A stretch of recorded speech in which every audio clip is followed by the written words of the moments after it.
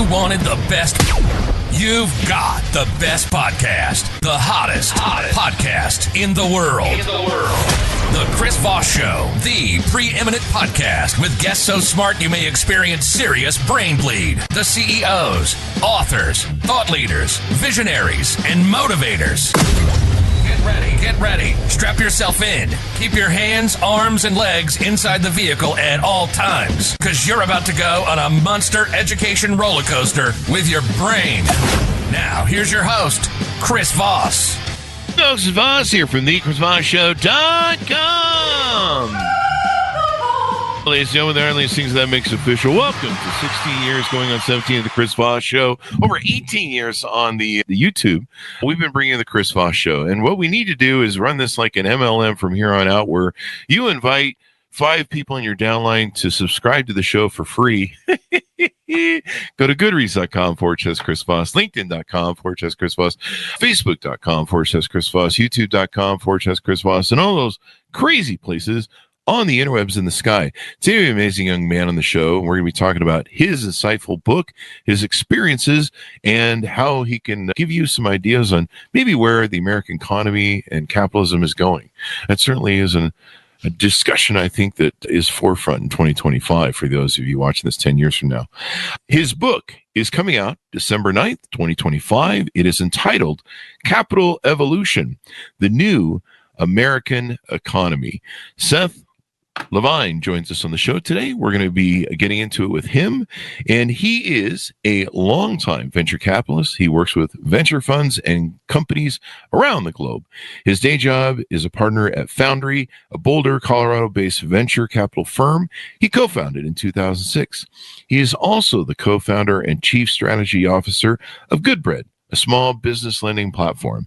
Easily distracted and a passionate advocate for entrepreneurship, he spends his time as an advisor to venture funds and companies around the world. Welcome to the show, Seth. How are you, sir? Chris, thank you for that energetic introduction. I appreciate it. It's all about the energy on the Chris Voss Show. That's all we do here. We just talk with energy and say nothing. No, I'm just kidding. We say a lot of cool shit. We'll have a lot to say today, so looking forward to it. Give us .coms, websites, wherever you want people to look you up on the internet. Yeah, I know. Appreciate that. They can find the book at thecapitalevolution.com. Of course, they can find it on Amazon, Barnes & Noble, Books A Million, their local bookstore as well. You can find me at SethLevine.com, Levine.com.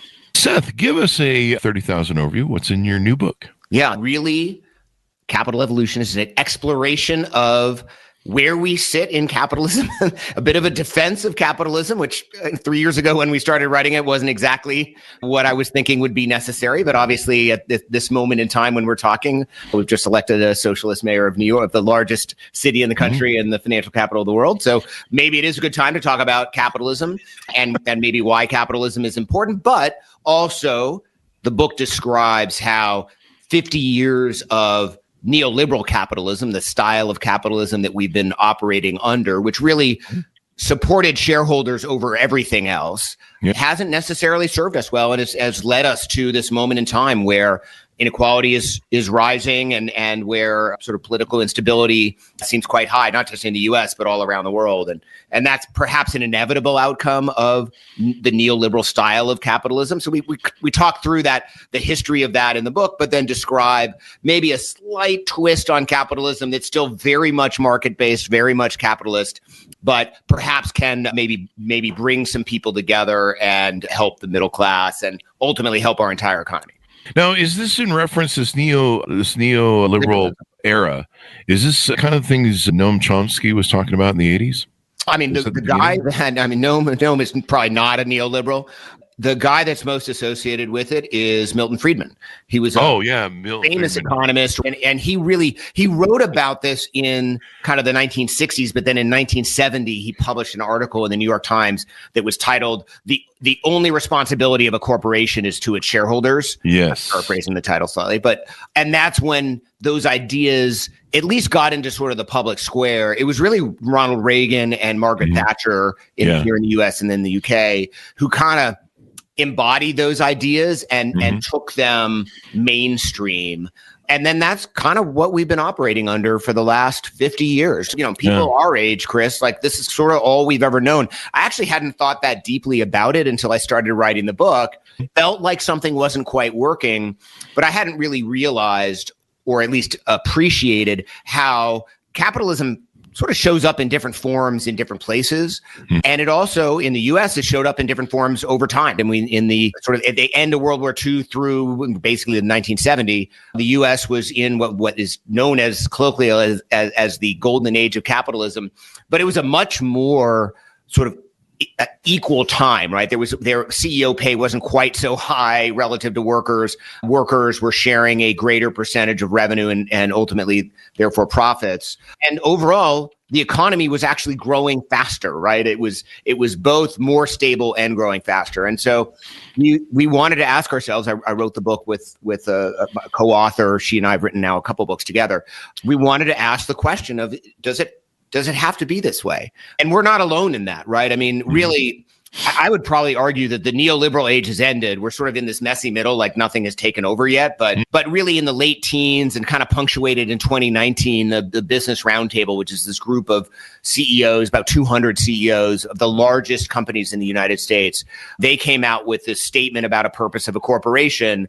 And in it, Jamie Dimon from JP Morgan Chase, who we also interviewed for the book, was the chairman of the BRT at the time. And the new statement basically said, hey, actually, there are other stakeholders that matter here, employees, suppliers, the environment, et cetera. And that was probably a good sign that things were changing. And we could debate how serious they were and whether they really implemented those ideas. But I mean, the half-life was small because it was like November 2019. And then 5 months later, COVID was in full force. And I think we moved on to some other things. But to me, like that was a sign that the winds were changing. Now, what we moved to, we'll see. We outline something in the book, which we call dynamic capitalism, which is sort of a different way of thinking about capitalism. I sure hope it's not socialism. That doesn't work from my frame of reference at all. But I think it's important that we be thoughtful about it because we have a lot of people who feel like they're completely left out of the system right now. And presumably that's why they, express themselves in our politics in the way that they do. Yeah.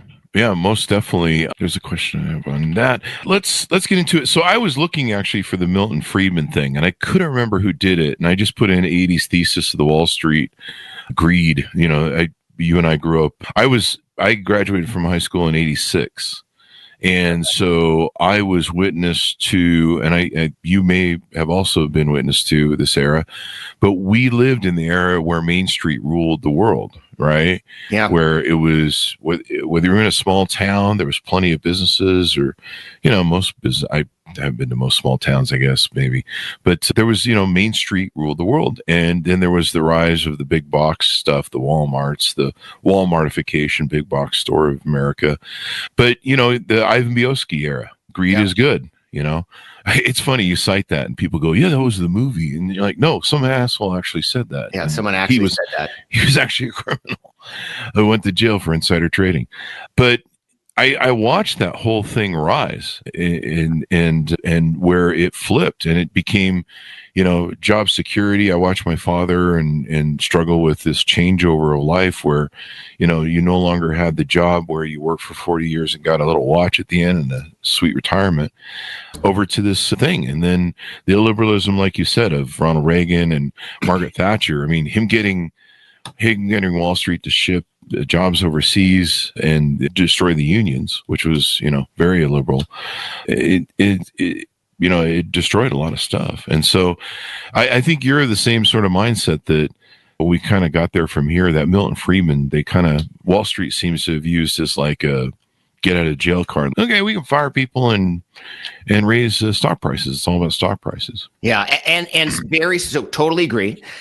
I graduated from high school in 1990, so I'm a couple years behind you, but it was all the same thing. We grew up at the same time. So I watched all of that. So not only greed is good, Boesky, but also Reagan saying government isn't the solution, it's the problem. Yeah. And so we ended up in these two camps, neither of which are right. One of which was government shouldn't do anything. We want government to be as ineffective as possible. And then the other was, government should step into everything. And then neither, of course, like most things, like neither of those two sort of polar sides make sense.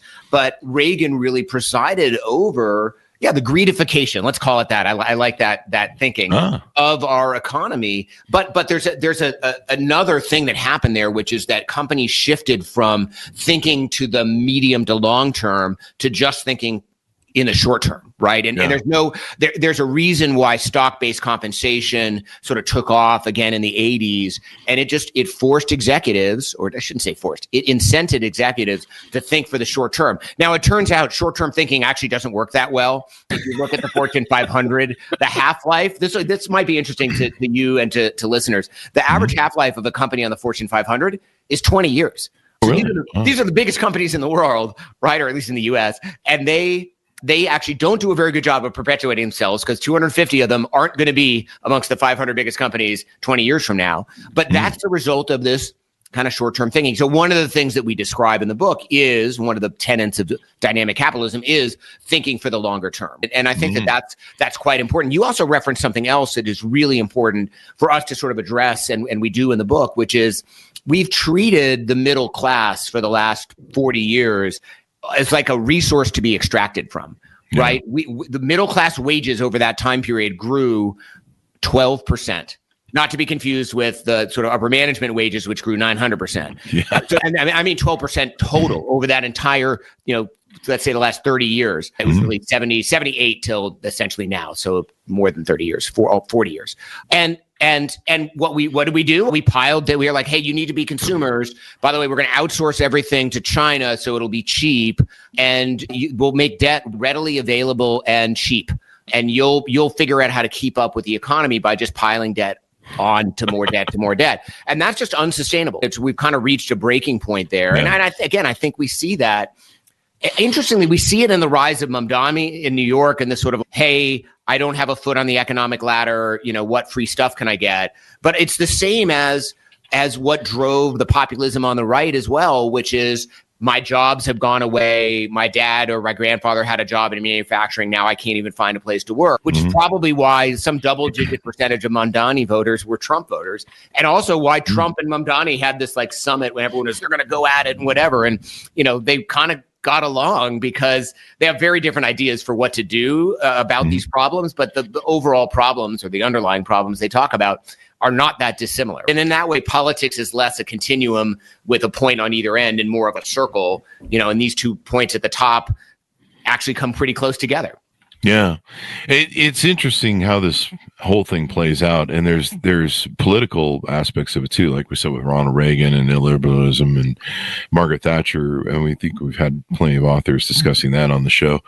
And kind of the attack on unions, because of the flip for President Johnson, the attack on the unions that Reagan volleyed, and you still see that attack going on today. We saw the government unions disabled under Trump.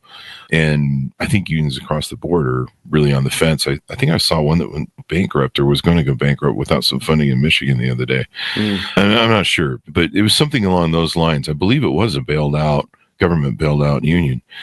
I think it was in Michigan or Iowa or something.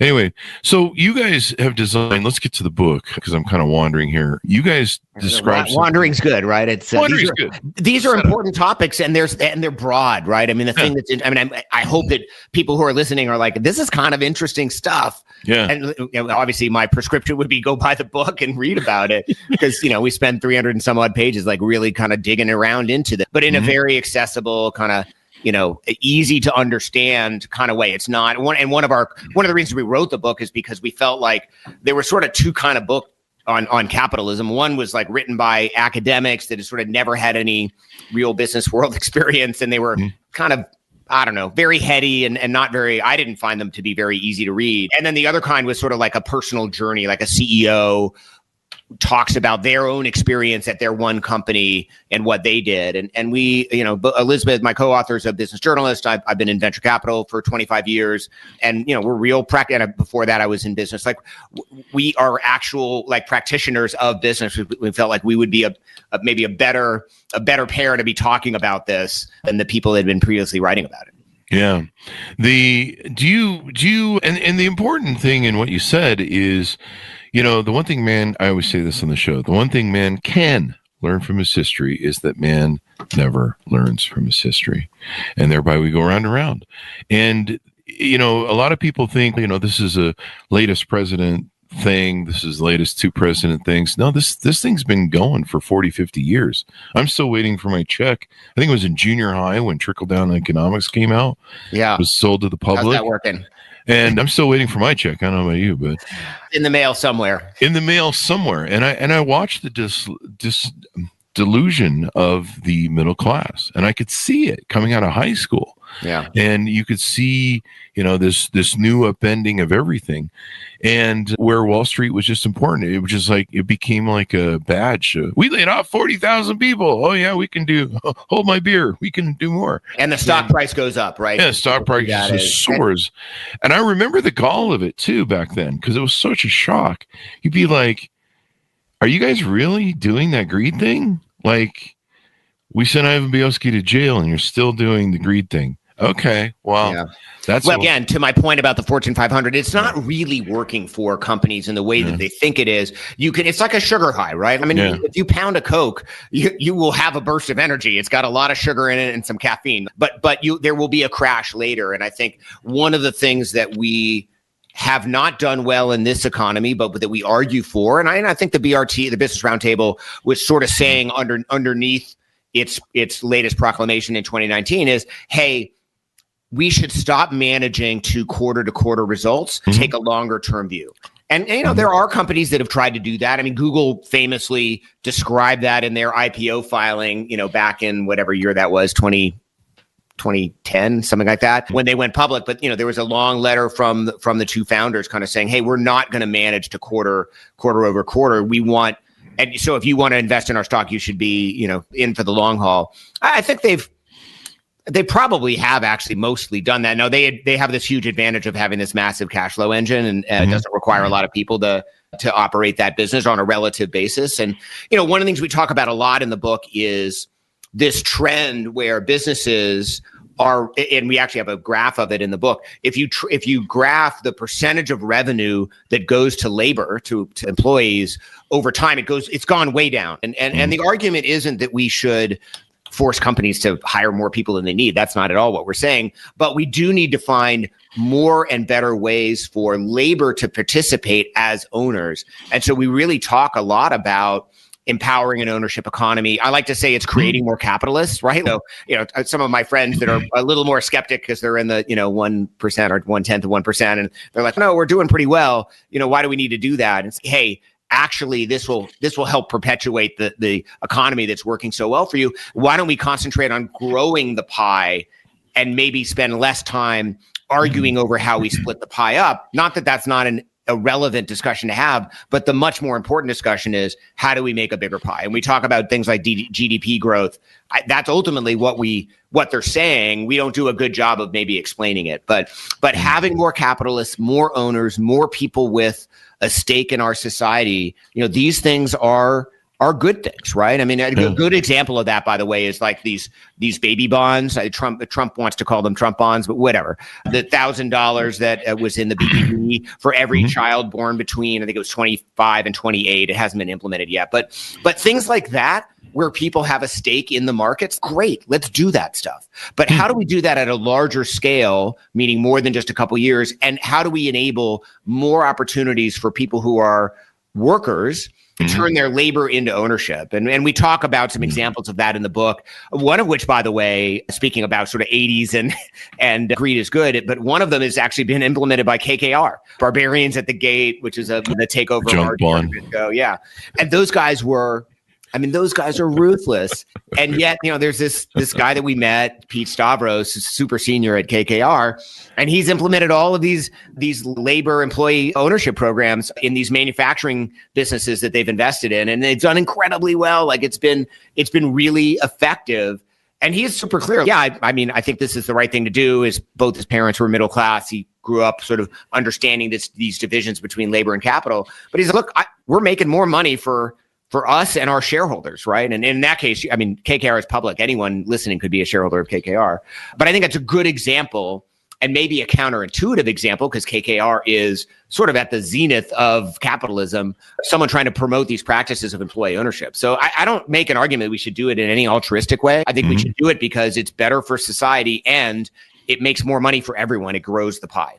I would you say we suffer from unbridled capitalism? I've heard that term used before. I think we was trying to get an author on that, but we've talked from time to time about, capitalism is great. I think it's awesome. I'm an entrepreneur. I've been one since 18, and I think it would be a shame if we move away from it. But it does need constraints. It does need rules, laws, regulations. Yeah. Yeah. What are your thoughts on that? Absolutely. I mean, I guess I would describe it more as it's not even necessarily capitalism run amok, although maybe that's a reasonable way to describe it. But it's the wrong type of capitalism, right? This sole focus on shareholders has distracted us. And by the way, it's kind of unrealistic because no company only focuses on shareholders. Ask a CEO, what's the most important asset of your business? They're all going to tell you their employees, right? Now, whether they really follow that up with how they treat their employees is a separate matter. But the type of capitalism that we've been following, which is this sole focus on shareholders, has not been working. It's led to too much consolidation of wealth and power and opportunity in our economy. And our economy is becoming less dynamic. The American dream is actually starting to go away. 30 years ago, if you were born in the the bottom 25th percentile of wealth, you had about a 25% chance of dying in the top 25th percentile of wealth. Today, you've got about a 5% chance, right? Like that, the American dream at its core is the ability to move up your station in life, make more money than your parents, and it through hard work and determination. Not everyone has that, but through hard work and determination, actually make something of your life. But we've now constrained that. Our economy puts shackles on that. And to me, that's a perversion of capitalism more than anything else, right? Because we are think of it this way from an economy-wide perspective, we are giving up growth and opportunity as an economy because we are not allowing people to reach their full potential and their full economic potential specifically. It's something that's making everyone really not happy. Yeah. And I've watched it over 40 years, and it's interesting how unfortunately we think so short term, and it's kind of, I don't know, it seems like our population or our vision of as a country of America, we seem to be like in the old days. We seem more long term. Maybe I'm deluding myself as an asshole American, quote unquote, but because we kind of think we're the best or whatever. There's a mindset there I'm referring to, but where we kind of think we're the greatest country on earth. We're perfect, and America. But the one thing I've heard from CEOs, and I think I heard this specifically from one CEO we had on the show who had worked at a public company, and I think I've run it by a few other people and they've agreed. So I'm interested in your thoughts on this. But one of the problems the CEO cited to me was when you work with public companies, you have maybe an average of 2 to 3 years tenure. I think it's the average tenure, 2 years. Yeah. And in those 2 years, you've got to do things that raise the stock price and make the board happy and make everyone money.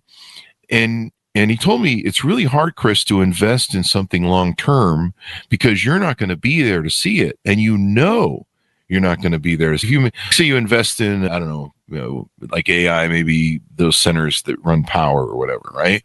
You're not going to see that being built over 2 to 3 years finished.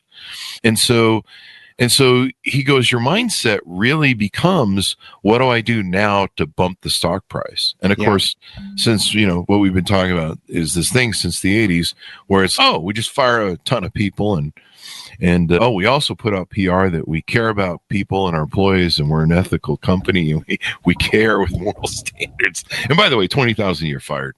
And so he stated that to me. He goes, that's the reason it's so hard as a CEO to think long-term, like what you've been talking about, because it's so short-term focused and you don't know you're going to be there. And I think in the old days, CEOs were on companies for much longer. You look at Lee Iacocca and who's the gentleman who ran, I'm thinking of the big guy who ran GE, those guys. Although he was a problematic figure from a he was kind of firing employees and turned out to kind of be building a house of cards. But I think your point, Chris, is well taken. So first, you are absolutely right? During the golden age of capitalism, there was longer tenure and a greater focus on the longer term. Now, I think some of these things become self-fulfilling. some of these things become stories that we tell ourselves. And then because that's the story, we act in a certain way. And because we act in a certain way, it leads to a certain outcome. And I think that to the extent to which CEOs are either afraid of losing their jobs. I mean, if you run a company being afraid of losing your job, you're not going to do a good job, period. And there needs to be alignment between companies and their boards of directors. And it's a failure of governance. I feel like this a little. Sometimes I'm watching football and, head coach is in his second season and they're already talking about firing him. I'm like, what do you like? This is the reason. I'm not going to diss on any specific teams, but this is the Raiders. I'm just like never good because they just have so much turnover, and you have to give them a little bit of time. And the same is true for boards. Like you have, and I sit on a lot of boards, so I know these are private company boards, but I understand the overall board dynamic and the desire to like, hey, we should be making progress. So I'll be interested to see. One of the CEOs that we profile in the book is Dan Schulman. He was, at the time we talked to him, he was CEO of PayPal. He left PayPal and sort of took some time off. Now he's just been installed as the CEO of Verizon. And I'll be interested in, now that's a huge company. I'm sure there will be some layoffs and other, like he's got some work to do. But he also took a very holistic view about how he treats his employees and specifically told us a story about sort of assuming if they were paying prevailing wages at PayPal, they were fine. And it turned out that there were a lot of people like super struggling, right? There was one story of a guy who was selling plasma to make ends meet, blood plasma.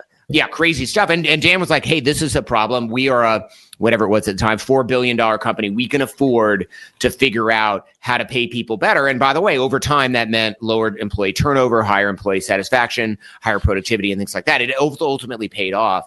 That'll be an example of where I'm interested to see what agreement did he have with the board coming in, right? And how is he able to act? But I would push back on that CEO, not that wasn't his belief in what he was going to experience or was experiencing, but that if that becomes the story, then you can never get out of it. And so it's going to take some people either to have the conversation with their board and say, I'm not taking this role unless we take a 5-year view on this, and I want to make some decisions that won't necessarily pay off in years 1, 2, and 3. And it's going to take some people who say, look, I'm doing some things that I understand will pay off for the next CEO, and that's fine with me, right? I'm planting seeds that make sense, right? This draft class, to go back to my my analogy, I'm the GM and I'm drafting this class, but I've got my eyes on another job. Like I'm doing the work for someone else, but that's okay. That's how this works.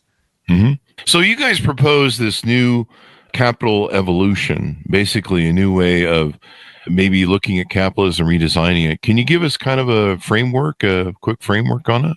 Yeah, let me give you, we call it dynamic capitalism. Okay. We had a few different words for it over time. I mean, we did a couple search and replaces and we settled on dynamic capitalism. Dynamic capitalism is really marked by 4 things. One is, all of which we've talked a little bit about, or most of which. The first is this longer term view versus just short term thinking. The second is the empowerment of an ownership economy. So turn more people into capitalists, labor as owners, not just labor as labor. It's like this distinction between the two. Role, but a limited role for government, right? We believe that government has a role to play in setting guardrails and reasonable regulations and things like that. But we need to be really careful about not overdoing that. I sit in Colorado. We're the 6th most regulated state. That has undoubtedly been an impediment to the growth of the Colorado economy. I am arguing and fighting to pull that back. So reasonable role for government, but not too big a role. And then the last thing is rule of law,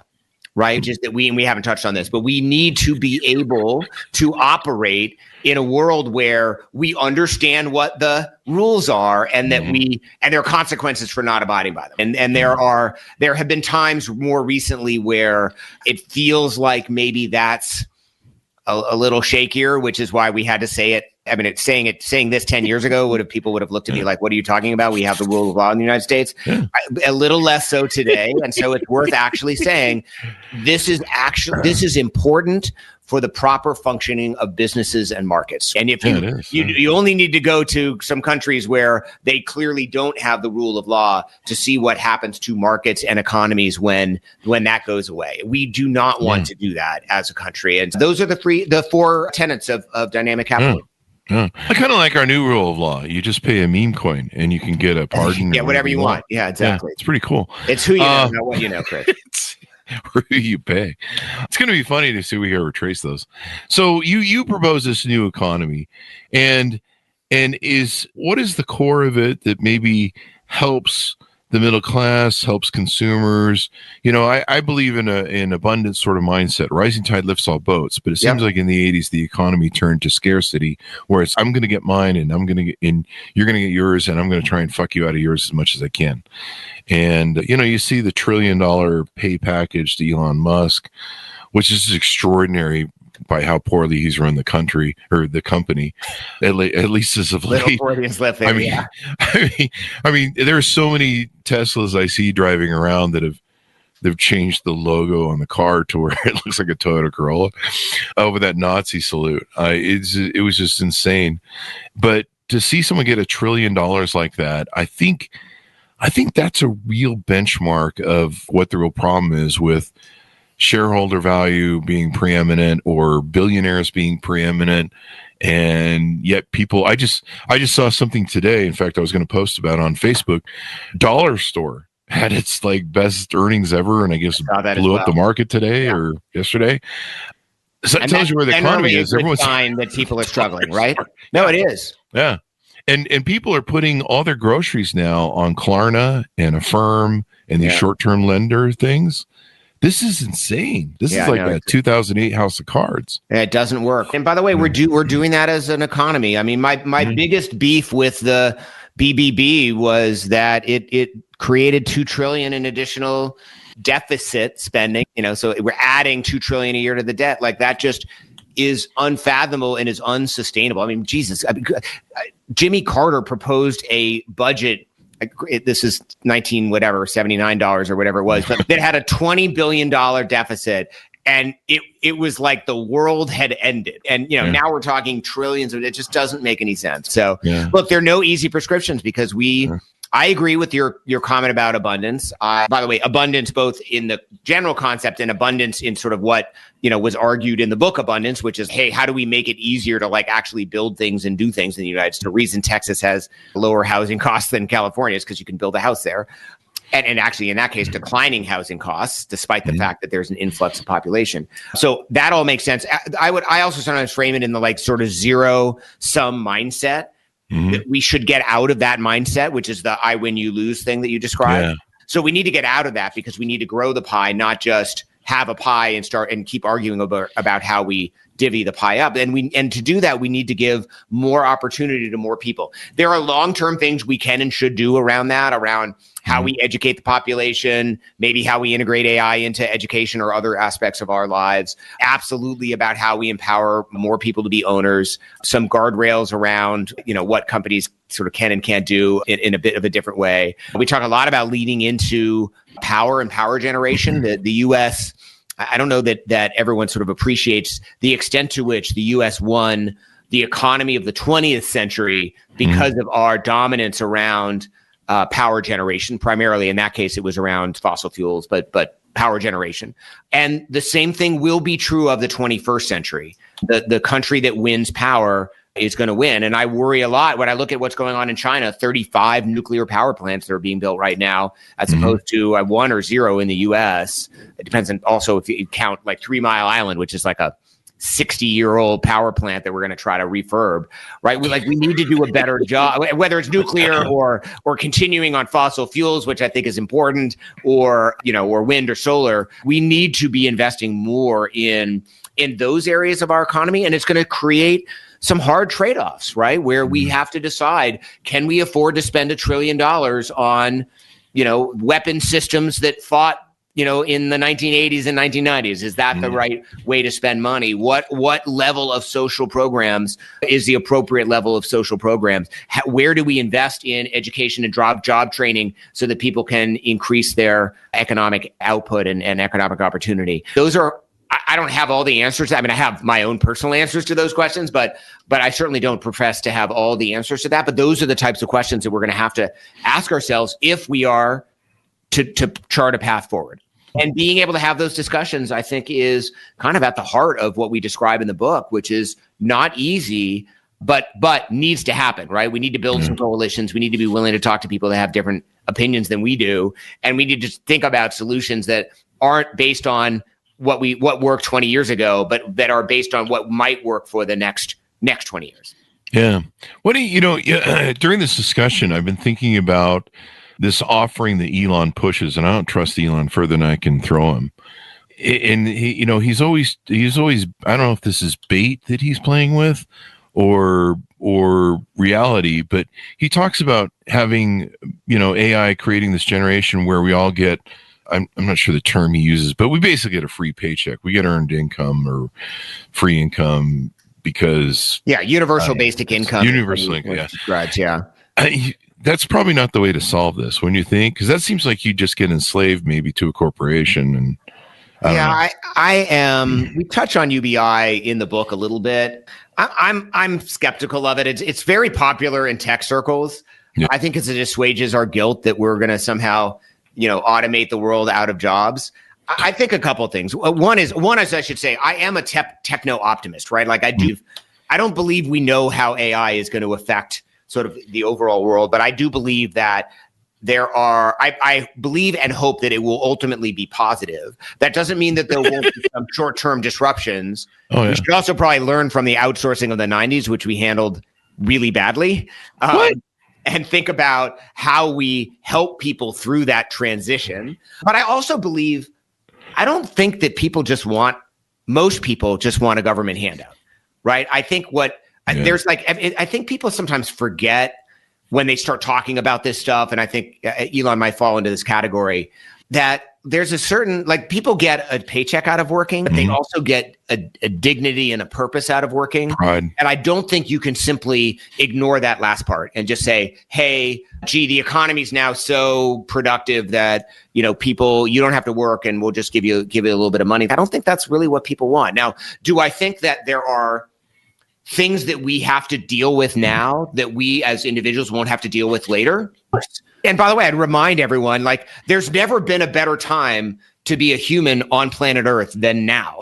Yes, just from a overall quality of life, we have, as fucked up as our healthcare system is, we have medicines. If it was 100 years ago, a little over 100 years ago, if you got an infection, you might die because we didn't even have antibiotics. Right now, we have all sorts of antibiotics. There are all these things that we have that make life on planet Earth, which frankly, for most of the existence of the human race has been pretty miserable, much, much better now, right? You'd much, much rather be alive, even if you're not the life that a person who is not wealthy lives in the United States is better than the life that an aristocrat in the Middle Ages lived, right? When half the population died of black plague. So I don't know that I'm answering your question directly, Chris, but I feel like we need to do more than just wave our hands and say, hey, everything's going to be so productive, people can have free money. I don't think that's how our economy works.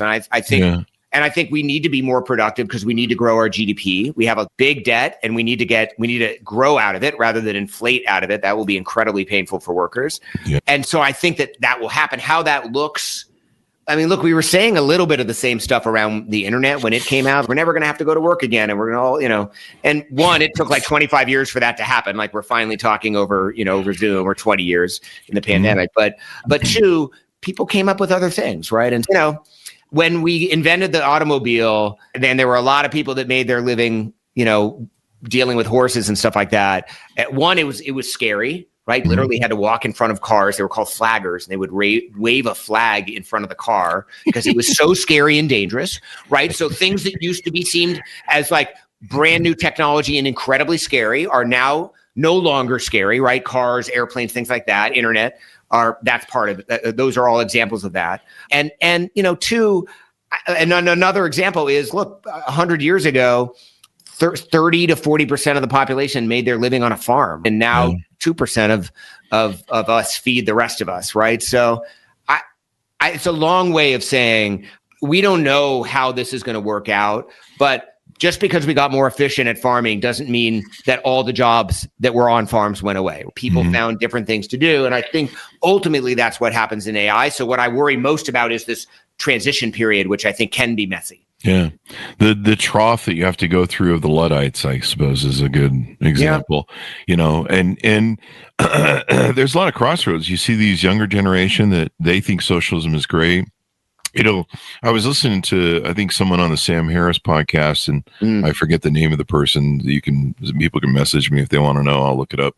But they were talking about how what we've been doing in our politics, and also that's been affecting the business and money and the middle class, is we just keep going to more extremes. It seems like we're pushing further apart. Yeah. I used to be a liberal, and I've also been a Republican. I used to be a liberal in the Democratic Party, and the woke crowd, they just took that whole liberal thing and they just moved it way over there to the left. And I went, wait, I'm in the middle now. Me and Bill Maher are like going, hey, what we used to be liberals, but that's not, what you're doing is not liberal. And, you see this, like you mentioned at the beginning of the show, the New York mayor. I don't know how socialist he's going to be now that he's in office. It seems like lately everyone's promising to fix the ills of the middle class and then not doing it. Politicians lie? No way, Chris. So anyway, what's even interesting is we expect them to lie, and then they know we expect them to lie. And like, how stupid is this whole equation? Anyway, yeah. But it seems like we just get further right and further left with our politics, and then also those politics that affect the business acumen. It affects how everything operates, and then of course the economy as well. If people don't have faith in the economy, if business people don't have faith in the economy, you've seen the disruption with so many of my friends that own companies with the tariffs, and just knowing what stable is. What's tomorrow bringing? Can we pay the bills tomorrow, or the company? That affects everything, and then of course the people as well. But I think we're really on this fast track to hit the wall unless something changes, like what you talk about in your book. The dwindling population standards we've had. We've talked about a few of those things on the show, and then the whole world is dealing with that. And of course, how that affects the economy, cost, this debt that we have with the government, all these different things. But it's interesting to me that we keep throwing the baby out with the bathwater, is what I'm trying to say, with this always going to extremes. And it's okay, we got to just get rid of capitalism now and just go right to socialism or whatever, communism or whatever, kleptocracy or oligarchy, whatever. And we need to just go, look, okay, we got a great product here, capitalism. We just need to innovate it and improve it a little bit. We need some regulations for it so that everybody gets a share, and yada, yada, yada. I don't know. You're speaking the book, right? I think that, again, when we started writing it, it was maybe a little less extreme, but I would point to a couple examples. San Francisco went way crazy left, right? And then now under Daniel Lurie's kind of pulled back because it didn't work. By the way, it doesn't work. So I say this, I have kids who are I think in that age where they're interested in things other than capitalism. And I'm trying to convince them as well. We've tried socialism many, many times. We should just take a trip to Cuba, because that's the longest running socialist economy. And it just does, it is completely and fundamentally broken. I've had some friends who've gone relatively recently, and they're like, hey, if you go, you need to bring your own food, because it doesn't matter how much money you have. They just can't produce enough food. You could have $1,000 to spend on dinner. It doesn't matter. If the food isn't there, it's not there. Yeah. We know declaratively that socialism does not work, right? Now, I think what they're really saying is, and I don't want to put words in Mamdani's mouth, but there are aspects of our capital, at least I choose to believe they're saying, there are aspects of our capitalist system that is not enabling and empowering enough people. Great, like that I can buy, but it just, and again, so I started by mentioning San Francisco. Minneapolis went through their own version of this as well. They've now pulled back in this most recent election a couple months ago, or not even earlier this month. And so, I think that we have this tendency to sort of get polarized. And my optimistic hope is that we can kind of bring it a little bit back together, because I've had a similar experience to you, Chris, which is that I feel like I haven't really moved very far, but like where I sit in the political spectrum has completely changed because the ends have sort of polarized, and they become very much kind of litmus tests. And I say this I'm friends with a decent number of, in particular, Democratic politicians, but I've said to them, like, hey, we need a Big Ten. Right. I am a capitalist by job title and inclination. And I need to feel, if I'm going to keep voting for at least some Democrats, I need to feel like I belong there. And if the answer is we hate all capitalists, then okay, I'm going to go find something else. Yeah. But yeah, going to capitalism or socialism or communism, which I think kind of, isn't that if you give people paychecks like Elon wants to do, isn't that communism? I don't entirely know what that is. Actually, I mean, communism is central planning, right? So it's socialism with the central planning, which is different, right? Because China is communist, so central plan, but also in their case, capitalist. So they've got this central planning quasi-capitalist system. It's odd. Yeah. But the problem I see with it, and I guess it depends on how it's formatted, like you say, it's a little ambiguous and it might be just link bait. But, one of the things I thought about when I was young, and this was a driver for me, starting my first company at 18, was I could see, you and I grew up with, probably hiding under our desks from the USSR. Yeah, the nuclear bomb drops. Yeah, exactly.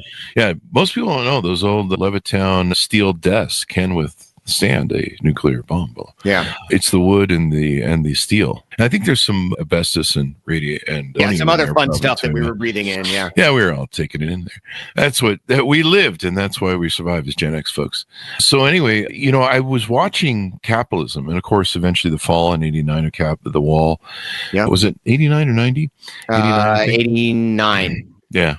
I'm getting old. Right now, people listening to the show that are younger are like, these two guys are really fucking what old. What wall? Yeah, I don't even remember. What is he talking about? A wall? Yeah. He's talking about that border on Mexico. Anyway, but I really looked at what communism had to offer. And of course, everyone gets paid regardless. I think everyone gets the same pay. I don't really know exactly if that's true or used to be true, but everyone get paid.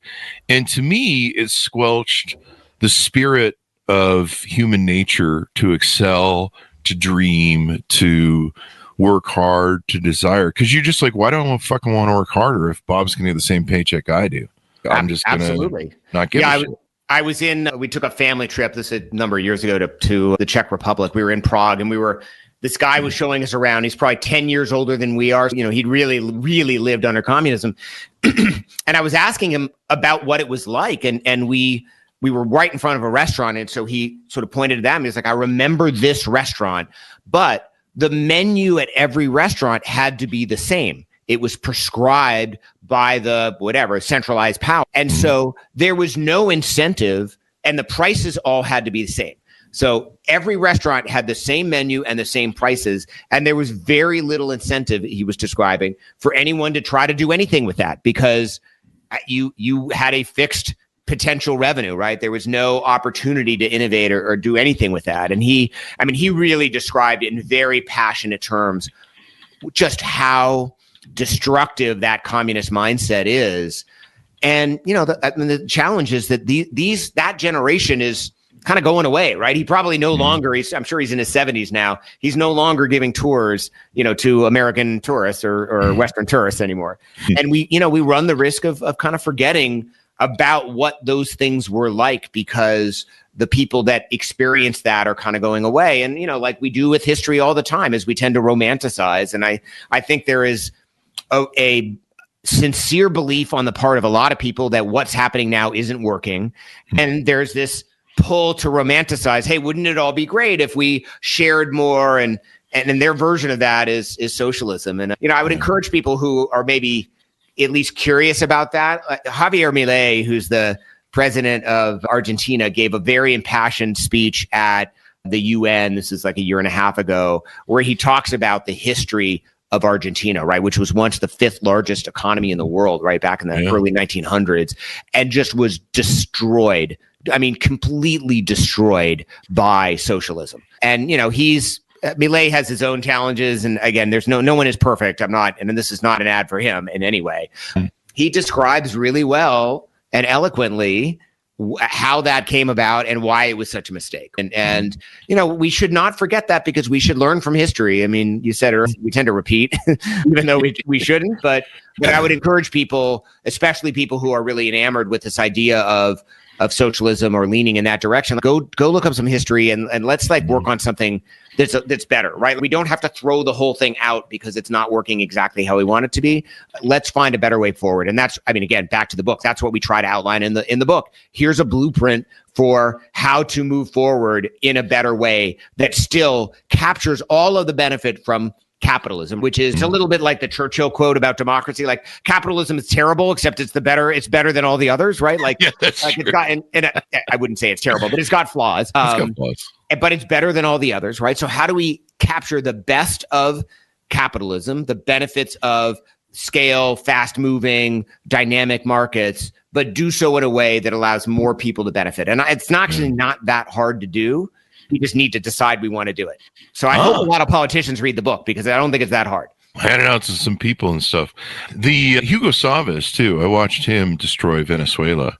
Yeah, I think Venezuela was the fourth richest country, or in oil reserves was the fourth richest. It's unbelievable that it's socialism and then it's corruption, right? That kills these economies. Yeah. There's so many examples around the world of economies. Venezuela is a great one that are just natural resource rich. That should be a rich country. Yeah, totally. But it is not.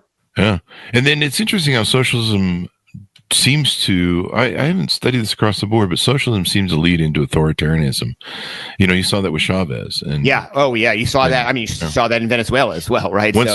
Once he started mucking with the Federal Reserve and the monetary things, and then they create stupid inflation, and then they just muck about and try to fix everything that they break, and it's just a mess. And then of course you see Maduro now and yada yada. This is very interesting, and I believe we don't need to throw the baby out with the bathwater. We just need to, there needs to be rules and regulations, and everyone, like you said, needs to follow the same rules. We need to know that if Bob steals, Bob goes to jail, and so I don't steal because I don't want to go to jail. Absolutely. Kind of weird way of doing things in life. If the listeners do pick up the book, and I hope they will, we actually talk a lot about this in the epilogue. And I know it's like you got to the end of the book and you probably skipped the epilogue, but actually in this case I wouldn't, because we talk a lot about that, and we talk about that specific, meaning about the rule of law. We talk about that specific point that you're making, Chris, about why. There will never be enough policemen to watch over everyone if everyone starts breaking the rules and believes that the rules don't apply. So we actually need a rules-based economy for a bunch of those reasons. I would say it much more eloquently in the epilogue. So don't skip that part when you read the book. Thank you very much for coming to the show. We really appreciate it, Seth, and it's been a great discussion and very interesting. And hopefully we learn from all this. So this was great, Chris. Thank you. Order up the book. Give us your .coms really quick so people can find you on the interwebs. Yeah, absolutely. It's thecapitalevolution.com. You can find different ways to order the book. Obviously, you can find it on Amazon, Barnes & Noble, your local bookstore. And you can find me at sethlevine.com. My contact information is there as well. So if you hated what I said, write me. If you liked what I said, write me. I'm around. I love the feedback. Part of why I wrote the book. You don't really make money writing books, but you get a lot of feedback. And Elizabeth and I wrote the books. We were actually interested in putting these ideas out in the public sphere and getting some feedback. Yeah. And if you do write us hate mail, make sure you read the whole book. It's amazing how many people, Absolutely. On Facebook, I'll write some big long thing. People read the first line and then they'll comment. Oh, I'm sure. Did you read the, and they do that with books too. They'll just. So how about this? If you're going to write me about how much you hated the book, take a picture of you with the book. So I know you actually at least bought it and in theory, thumbed through it. So. You get people that I don't know, I watched the show and I hated the book and the author, and you're just maybe you should read his book. God knows I've got thousands of books on Audible, so I need to read one. Yeah, absolutely. By the way, we are on Audible. I was just listening to it. You can download it there. It's probably by the time this comes out, it'll basically be available. It's December 9th. Yeah, it should be out in 3 to 5 days. Yeah. So Seth, thank you very much for coming to the show. We really appreciate it, man. Awesome. Thanks, Chris. This was great. And please come back anytime. You're welcome to comment on the American economy for us. In fact, I remember that show vividly where Reagan was on Carson and delivered that line. I think that may have been the first time he was spinning that out. Yeah. The one that government is the problem. Yeah. And eventually he incorporated it into his inauguration speech. That's how important it was to him, right? Yeah. Crazy. Yeah. Well, any day now we're going to get that trickle down economic check. So I know it's coming. Tell me when your sketch there. Yeah. Okay. Order up the book, folks, wherever fine books are sold. Capital Evolution, The New American Economy, December 9th, 2025. Let's quit going to extreme, folks. Let's just fix what we have and make it better. That's really American innovation when it comes down to it, really. Let's do that. Anyway, guys, thanks for tuning in. Go to goodreads.com/Chris Voss, linkedin.com/Chris Voss, youtube.com/Chris Voss, and facebook.com/Chris Voss. Be good to each other. Stay safe. We'll see you guys next. You've been listening to the most amazing, intelligent podcast ever made to improve your brain and your life. Warning, consuming too much of the Chris Voss Show podcast can lead to people thinking you're smarter, younger, and irresistible sexy. Consume in regularly moderated amounts. Consult a doctor for any resulting brain bleed.